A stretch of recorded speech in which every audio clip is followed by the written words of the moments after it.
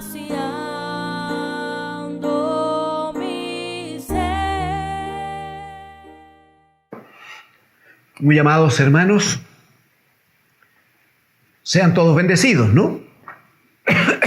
Que el Espíritu del Señor esté trabajando en nosotros, guiándonos, ayudándonos, sacándonos adelante. Estamos, por la gracia del Señor, en pleno invierno. El Señor nos bendice con lluvias, con aguas. Y cómo olvidar lo que está escrito, ¿no?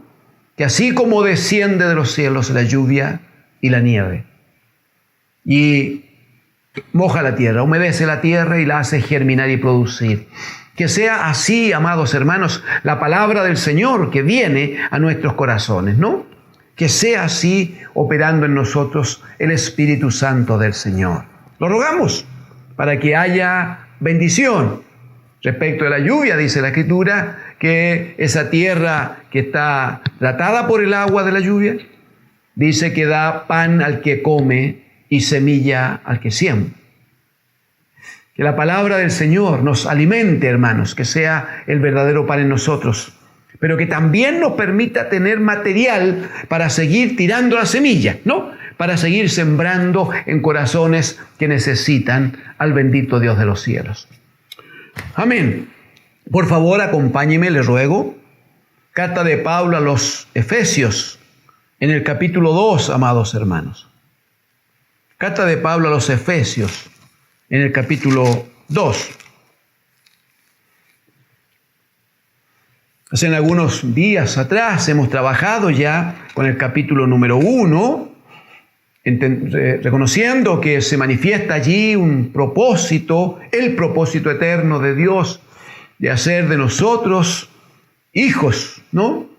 Hijos de una gran familia, que tenemos como modelo a Jesucristo, el bendito Hijo, ¿no? Muy bien. Y en eso trabaja en nosotros el Espíritu Santo, abriendo los ojos del entendimiento, de tal manera que comprendamos que el Señor en su misericordia nos ha comprado, nos ha adoptado hijos suyos, ¿no? Ha puesto esperanza en nosotros. Muy bien. Todo lo que ya sabemos por gracia del Señor. El capítulo 2, hermanos, los versículos 1 al 6, por favor, versículo 1 al 6, dicen en el nombre del Señor. Y Él os dio vida a vosotros. Está hablando de Jesucristo el Señor, el que nos redimió, según tratábamos pocos días atrás. Y Él os dio vida a vosotros, cuando estabais muertos en vuestros delitos y pecados, en los cuales anduvisteis en otro tiempo, siguiendo la corriente de este mundo, conforme al príncipe de la potestad del aire, el espíritu que ahora opera en los hijos de desobediencia, entre los cuales también todos nosotros vivimos en otro tiempo, en los deseos de nuestra carne, haciendo la voluntad de la carne y de los pensamientos. Y éramos por naturaleza hijos de ira, lo mismo que los demás. Pero Dios, aleluya, que es rico en misericordia, por su gran amor con que nos amó, aun estando nosotros muertos en pecados, nos dio vida juntamente con Cristo. Por gracia sois salvos, y juntamente con Él nos resucitó, y asimismo nos hizo sentar en los lugares celestiales con Cristo Jesús. Aleluya. Amén al Señor. Amén. Necesitábamos compartir esto, hermanos, porque requerimos tener cada día el testimonio del Espíritu en nosotros, ¿no? Que nos recuerde la obra que el Señor ha hecho en nosotros. ¿De dónde nos ha sacado? ¿Cómo es que nos ha amado de tal manera que nos ha permitido iniciar en Cristo una vida absolutamente nueva?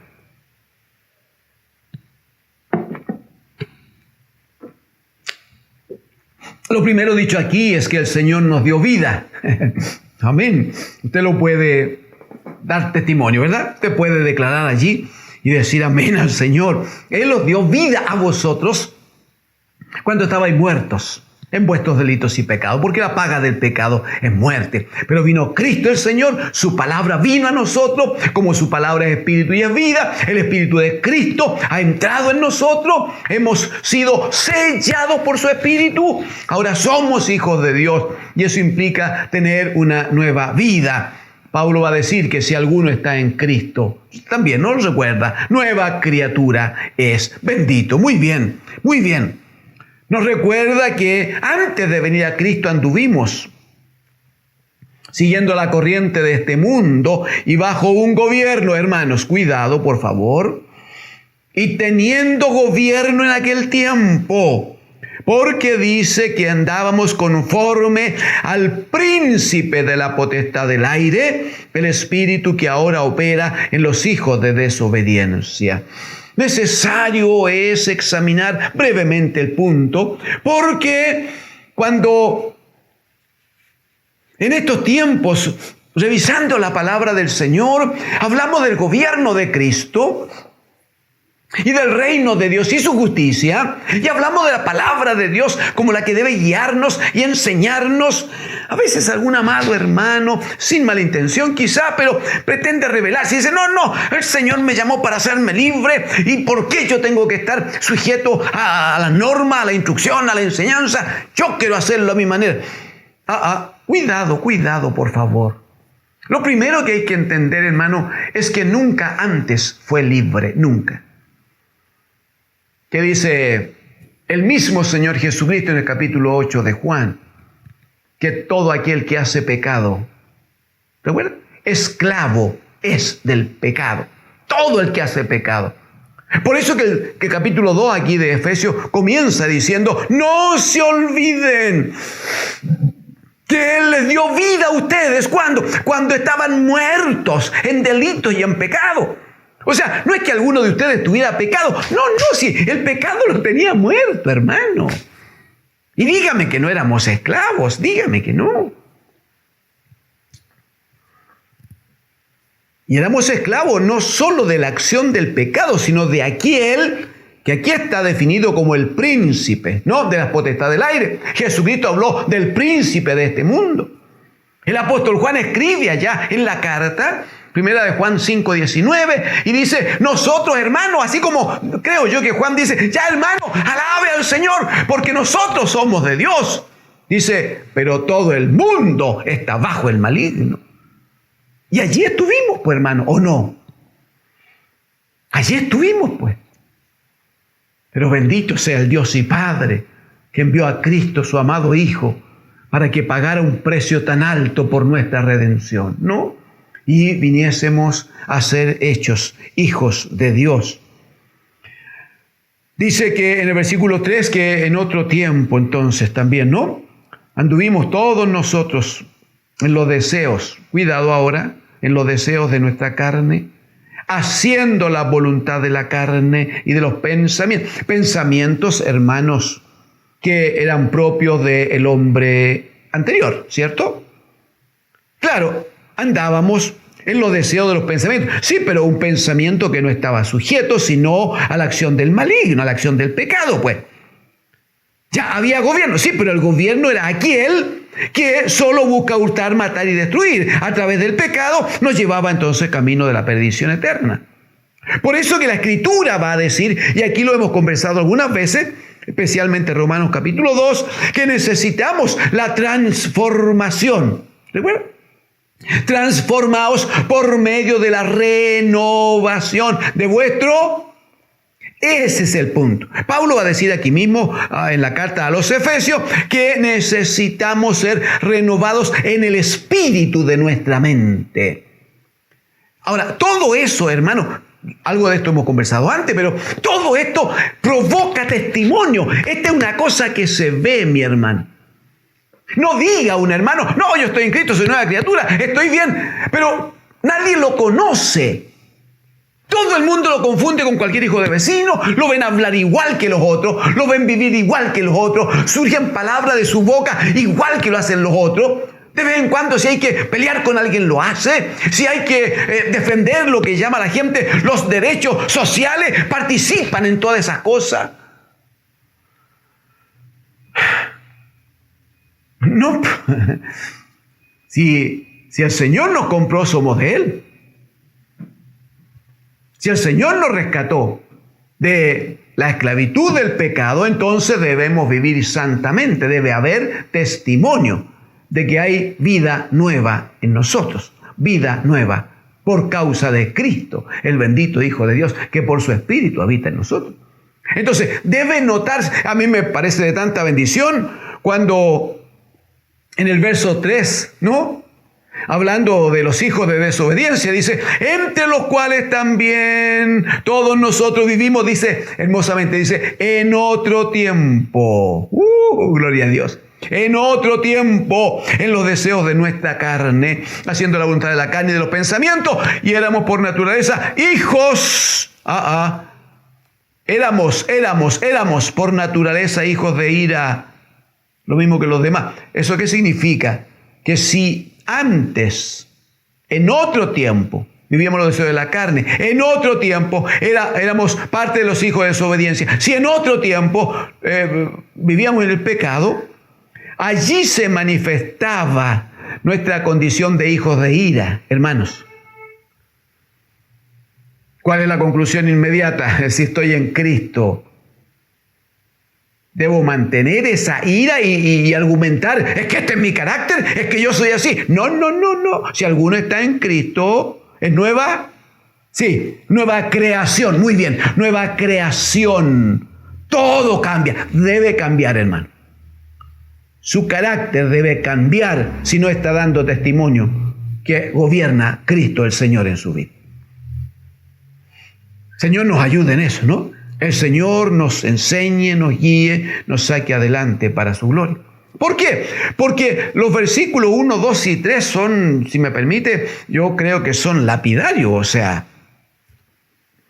la foto que toma de lo que fue nuestra situación antes, yo la encuentro simplemente terrible, por hermano. Pero clarita, pues, ¿en qué miente el Señor en esto? ¿Éramos así o no éramos así?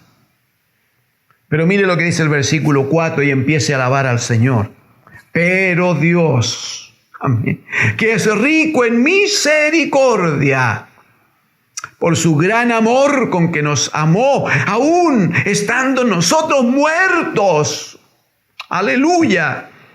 En el 2:1 decía, y Él os dio vida a vosotros. Él os dio vida a vosotros cuando estabais muertos en vuestros delitos y pecados. Ahí se muestra la misericordia del Señor entonces. Verso 5, aún estando nosotros muertos en pecados, aleluya, nos dio vida juntamente con Cristo. Por gracia sois salvos. Verso 6, y juntamente con Cristo. Oh, yo quiero que alabe al Señor. Juntamente con Él nos resucitó.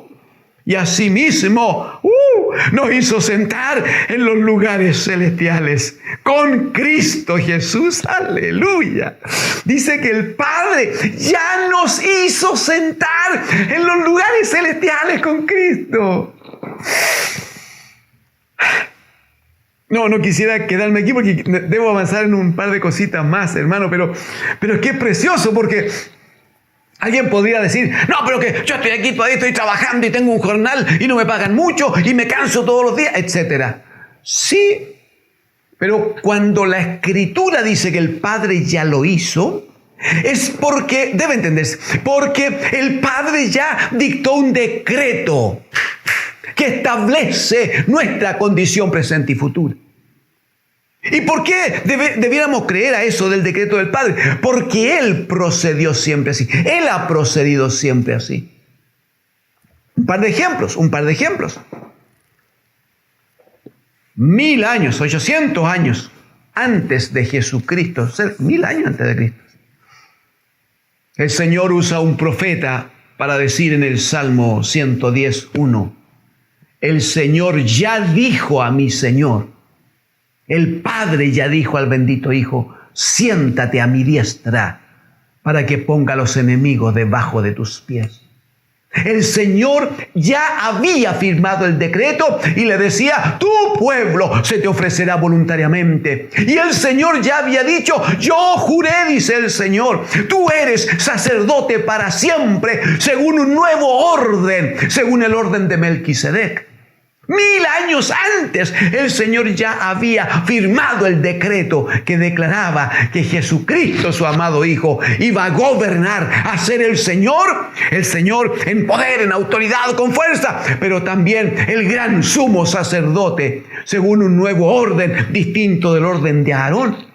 El decreto estaba firmado. El decreto estaba dicho que tendría que pasar por la cruz y como cordero, ¿no?, ser llevado al matadero y como oveja delante de sus trasquiladores. El decreto estaba firmado también del sufrimiento de Cristo, pero el decreto estaba formado que no permitiría que su amado viera corrupción ni dejaría su alma en el lugar de los muertos. ¡Aleluya! Cuando Dios firma decreto, hermano, eso se va a cumplir, porque Dios no puede mentir.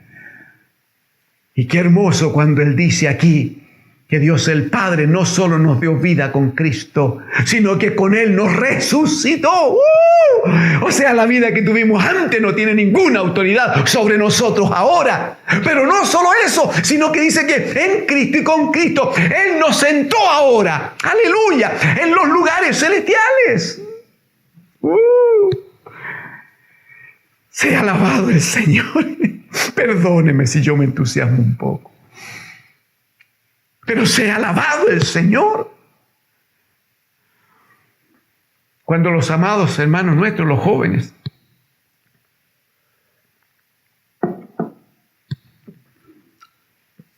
terminan los estudios superiores,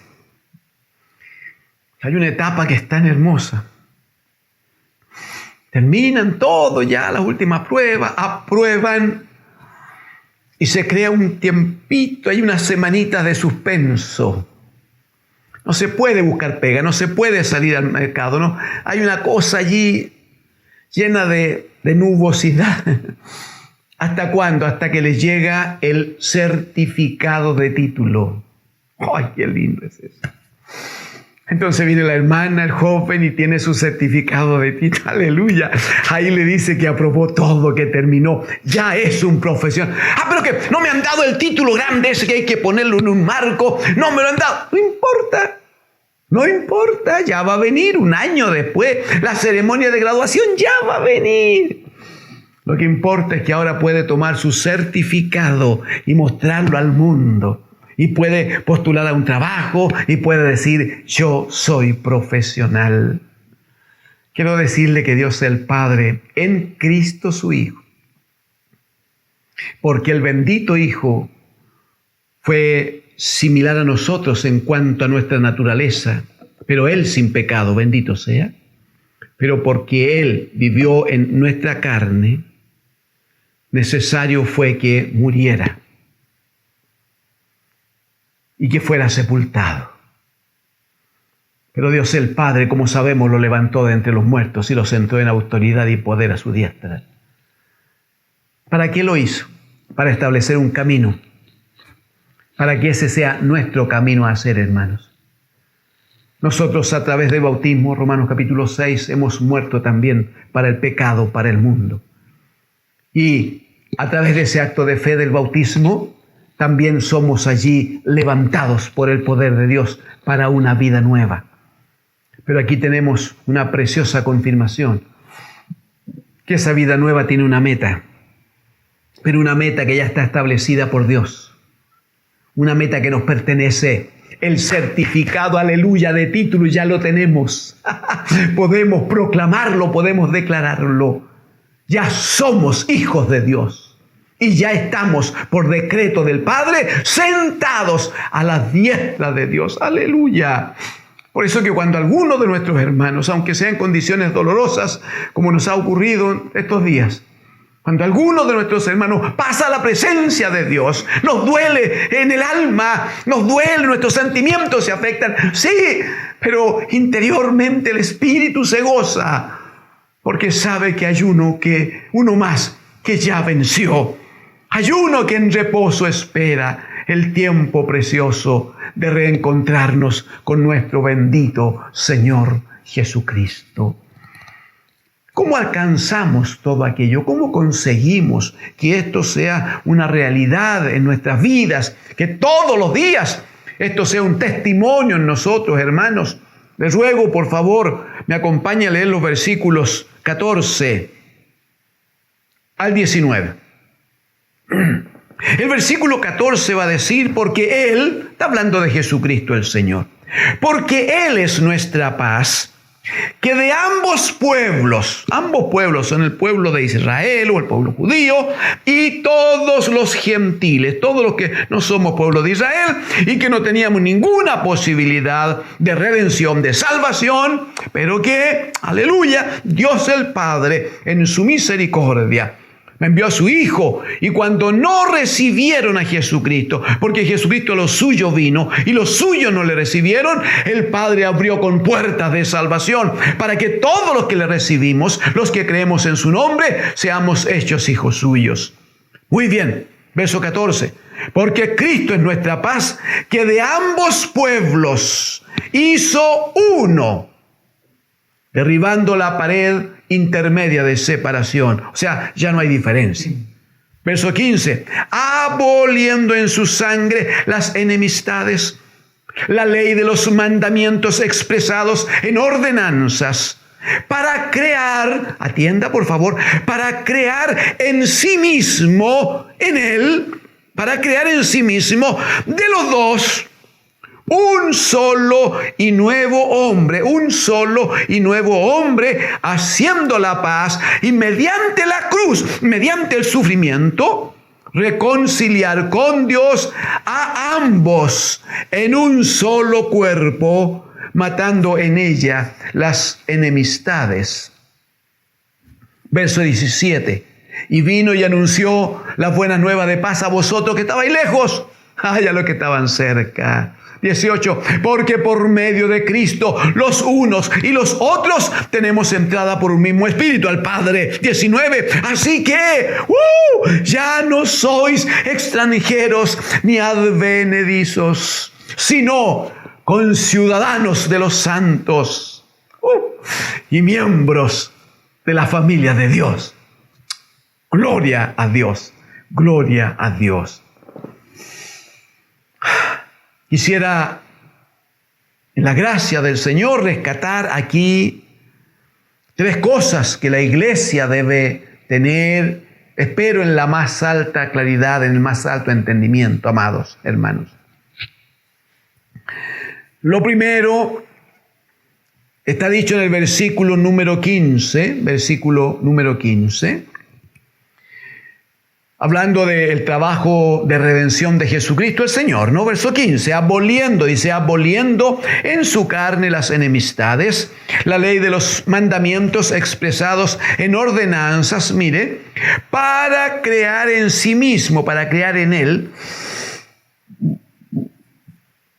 Recuerda que hemos citado varias veces el texto de Pablo a los Corintios, cuando dice, si alguno está en Cristo nueva, ahí está, ¿ves? Nueva creación. Nueva criatura es. Porque aquí está dicho, para crear en sí mismo de los dos un solo y nuevo hombre, haciendo la paz. Un solo y nuevo hombre. Cuando Cristo muere en la cruz, lo hace, amados hermanos, para que todo lo que antes perteneció al pecado en cada hombre, en cada mujer, no importa las edades, condiciones, sexo, no importa nada, todo hombre y toda mujer que antes vivió bajo la ley del pecado, camino del infierno eterno, porque la paga del pecado es muerte, en Cristo el Señor constituye, establece a un solo y nuevo hombre. No está hablando de muchos hombres hechos de cualquier manera, conforme lo desee cada uno, sino es una nueva creación en Cristo. Y ese nuevo hombre tendrá cualidades, tendrá características respecto de las cuales nosotros debemos iniciar algo hoy para que nos acerquemos al modelo que el Señor tiene para nosotros. Lo primero, entonces, verso 15, es que el Señor crea en sí mismo un hombre nuevo. Eso es, un hombre nuevo. Bendito es el Señor. 2, si me acompaña el versículo 19, dice así que ya no sois extranjeros ni advenedizos, ni extranjeros, ni lejanos, ni un simple pasajero, un hombre que pasa sin que le importe nada. No. Ya no sois extranjeros ni advenedizos, sino conciudadanos de los santos. Conciudadanos de los santos. Dice, y miembros de la familia de Dios. Ya hablaremos de la ciudadanía, pero dice aquí que somos miembros de la familia, pero es una familia que tiene nombre y apellido. No es la familia de antes, no es la familia que tuve. No. También Pablo va a decir a los Corintios de segunda carta, porque de aquí en adelante a nadie conocemos según la carne. Y llega a decir, aún si a Cristo le conocimos según la carne, ya no le conoceremos nunca más, ¿sí? No, porque ahora el Señor nos ha llamado para ser constitutivos, para constituir una nueva familia. La familia de Dios, donde claramente Él es nuestro Padre, donde Jesucristo es el primogénito entre muchos hermanos. Él es el hermano mayor y el modelo a seguir, y a quien toda la familia está atento, dispuesto a obedecer por su condición de primogénito sobre muchos hermanos. Entonces, ¿qué tenemos? Versículo 15, que el Señor nos ha llamado para hacer de nosotros un solo y nuevo hombre, un hombre nuevo. En el versículo 19 dice que somos miembros de una nueva familia, la familia de Dios. Yo sé que usted ya entiende que esa familia de Dios está formada por puros hombres nuevos. Es que no hay mezcla allí. Los hombres nuevos se constituyen, los hombres que han venido a Cristo, a quien el Señor ha puesto una nueva naturaleza. Esos hombres, en el orden de Dios, se juntará siempre un hombre y una mujer, él en Cristo, ella en Cristo, se unirán, aleluya. El Señor les bendecirá por la palabra profética, el Señor les bendecirá, les dirá, fructificad, multiplicaos. Y la gracia de Dios estará en ellos para que se constituya entonces la familia de Dios. Con fruto, con bendición, con hijos, para la gloria de Dios. Bendito sea. Pero eso no es todo, hermano. Si me permite, en el versículo número 14, dirá, porque Él, Cristo, es nuestra paz, que de ambos pueblos, los judíos por allá, los gentiles por acá, ninguna relación, ninguna cercanía. Pero Él es nuestra paz, que de ambos pueblos hizo uno, derribando la pared intermedia de separación. Está hablando entonces de un nuevo pueblo,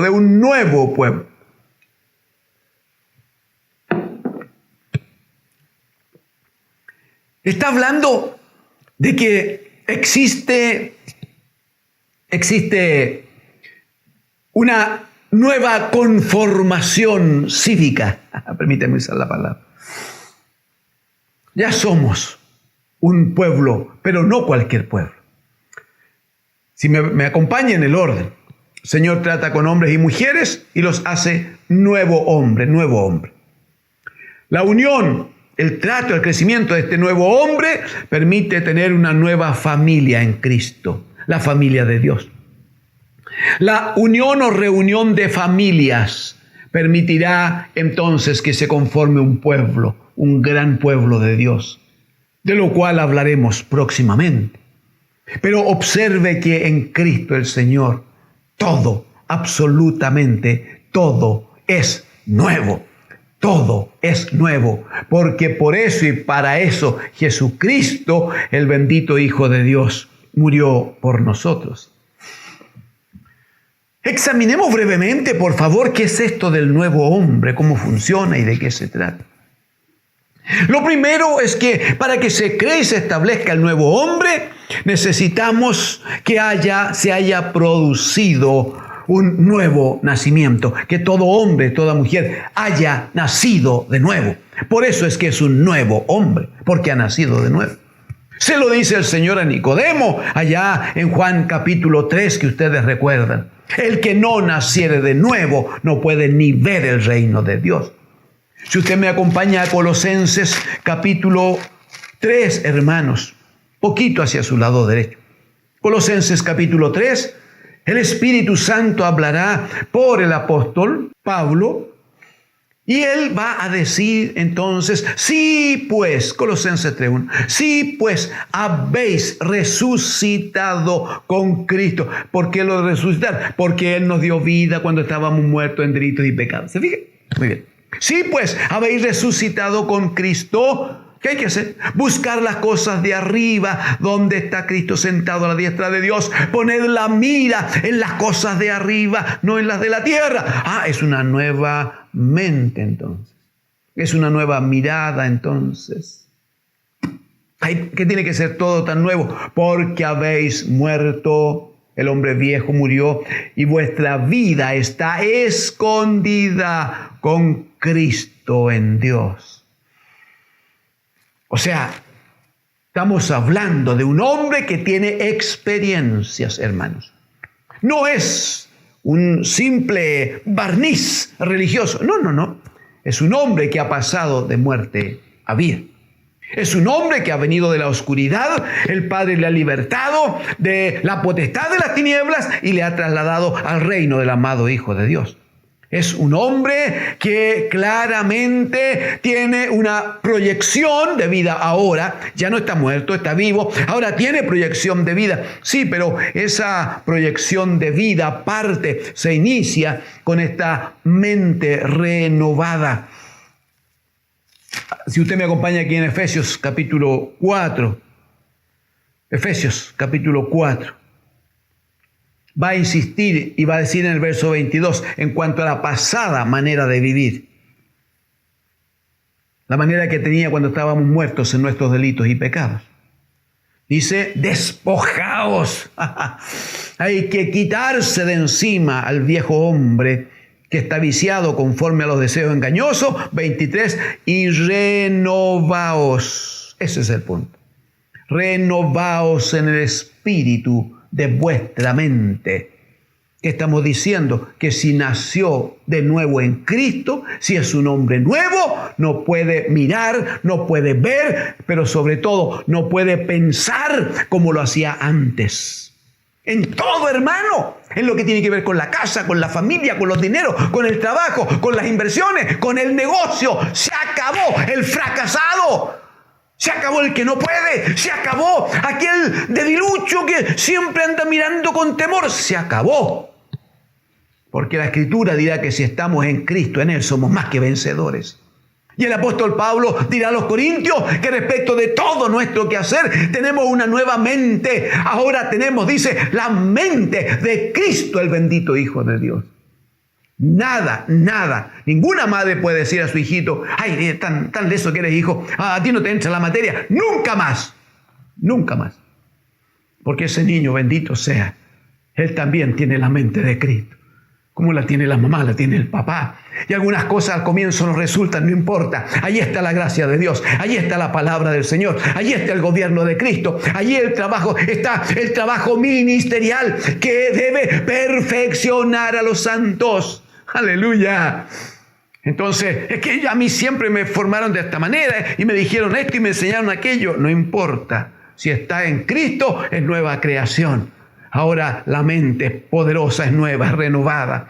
Ahora puede, no por usted, sino porque el Señor, el Espíritu del Señor, está en nosotros.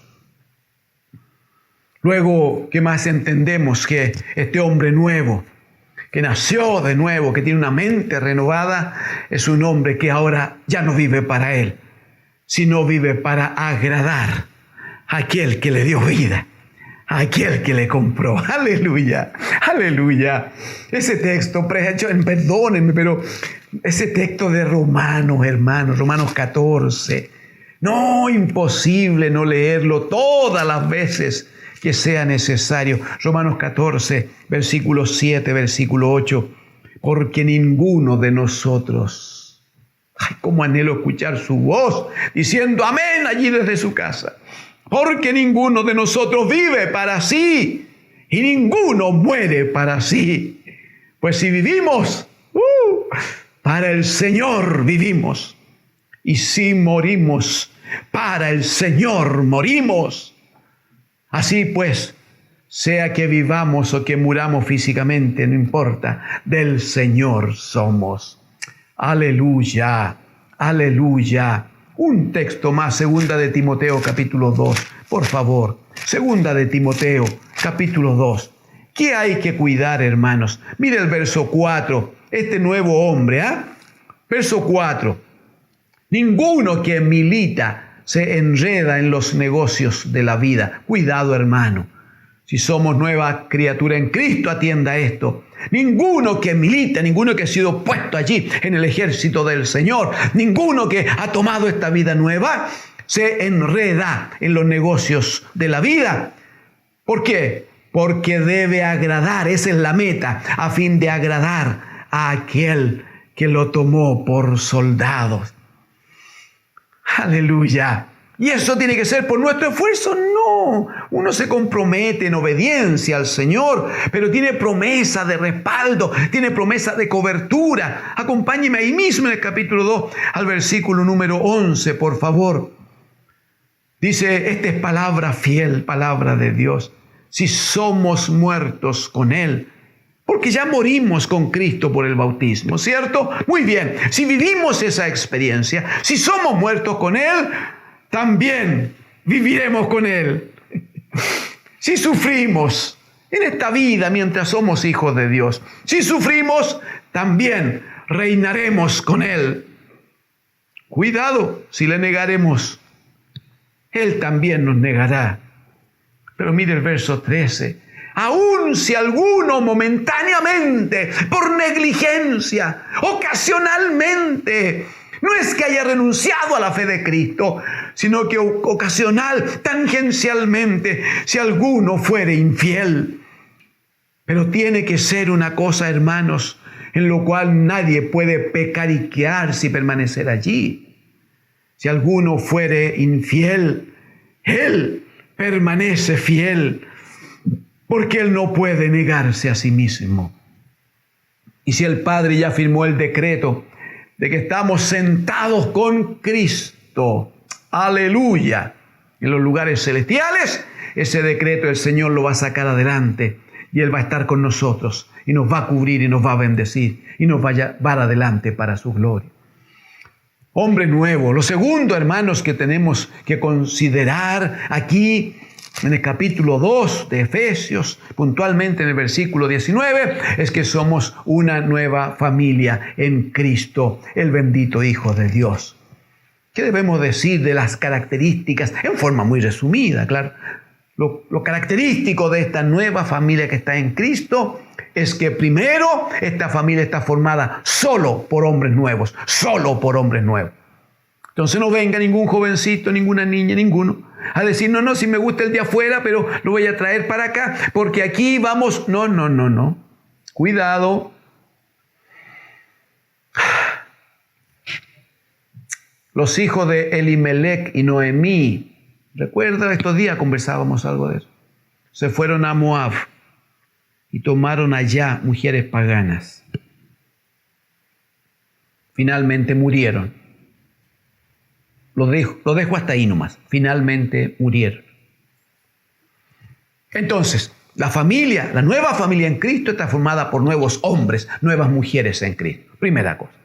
Que tienen como objetivo y propósito construir casa para el Señor. Construir casa para el Señor. Ese es el gran objetivo y no hay otro en toda familia, en todo matrimonio de hijos de Dios.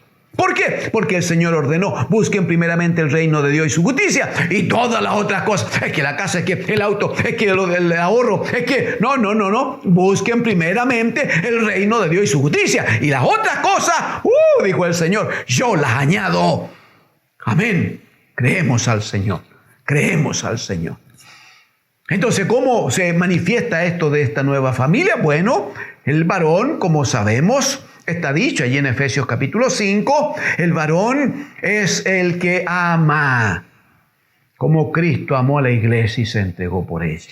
El varón es el que ama, el que se entrega, el que cubre a la esposa, a la familia. Es el que santifica a la esposa y a la familia por la palabra. Es el que la sustenta y la cuida, como Cristo hace con su amada iglesia. Hay una tarea, hay una actividad, hermanos, que debemos llevar adelante como esposos de esta nueva familia en Cristo. ¿Qué hay de la amada hermana? Ella como esposa en sabiduría, como ayuda idónea, cercana, bajo el brazo, cerca del corazón de su esposo. Esa mujer en sabiduría edifica la casa que el Señor le ha dado. ¿Qué significa? Está atenta en el apoyo del esposo, provocando tiempos para que la fe del esposo no se debilite, dando una palabra de sabiduría. Pero mientras tanto, trabajando con los hijos, bendiciéndoles, formándoles para la gloria del Señor. ¿Qué hay con la condición de padre? Bueno, el Señor va a decir precisamente allí en el capítulo 6 de Efesios que los padres deben criar a sus hijos en disciplina y amonestación del Señor. Es que el sistema dice otra cosa, es que las leyes, olvídese. La próxima sesión que tengamos juntos vamos a trabajar lo que tiene que ver con el pueblo de Dios. Y vamos a ver que en el pueblo de Dios lo que funciona, lo que manda, lo que ordena y lo que da vida es la palabra de Dios. Es la nueva constitución que el Padre entregó en Cristo, su amado Hijo. Todas las otras promesas de cosas nuevas, si no están en Cristo, son engaño, hermano. Son palabras que no tienen vida, son palabras vanas, dichas por hombres que no tienen vida, porque también ellos no están en Cristo. Entonces, ¿qué hacen los padres? Crían a sus hijos en disciplina y amonestación del Señor.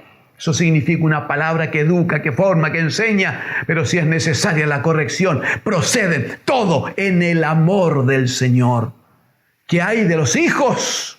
Bueno, los hijos se comprometen a obedecer a sus padres temporales, terrenales, porque ellos son figura del verdadero Padre que está en los cielos.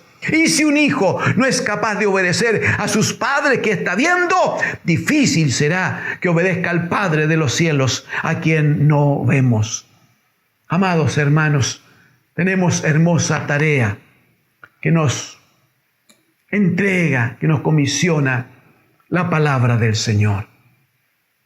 Señor, en su amor, a través del sacrificio de la cruz, nos ha comprado y nos ha dado una vida nueva, como hombres y mujeres nuevos para Él, constituyendo nuevas familias para la gloria de Dios.